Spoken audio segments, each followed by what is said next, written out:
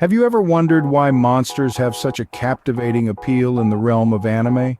Why these creatures of the night, these behemoths from the deep, these mythical entities have become such a mainstay in our beloved animated series? Well, it's not just because they're often visually stunning and terrifyingly powerful, there's a lot more to it, and that's what we'll unravel today as we delve into the evolution of monster anime. Monster anime, like all genres of anime, has evolved over the years. In the early days of anime, monsters were often depicted as purely evil entities, the embodiment of our darkest fears and nightmares.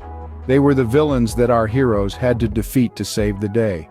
In the 70s and 80s, we saw a shift. Monsters became more nuanced. They weren't just evil beings anymore.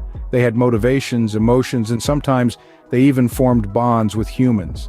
Anime like Devilman and Vampire Hunter D exemplified this shift, presenting monsters as tragic figures, victims of circumstance, or even misunderstood beings. As we moved into the 90s and the new millennium, the monster genre began to diversify. We saw the rise of Monster of the Week shows like Yu Yu Hakusho, where a new monster was introduced every episode. We also saw the emergence of monster collecting shows like Digimon and Pokémon, where monsters were friends and partners to humans. And then came the Monster Girls trend, where monsters were anthropomorphized into cute girls, as seen in series like Monster Musume. This trend added a whole new layer of complexity to the monster genre, challenging our perceptions of monsters and pushing the boundaries of what a monster could be. Today, monster anime is more diverse than ever.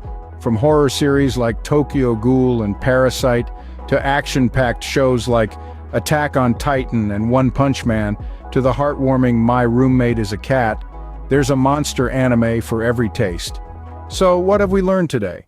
We've seen how monster anime has evolved from simple depictions of evil beings to complex characters with their own motivations and emotions.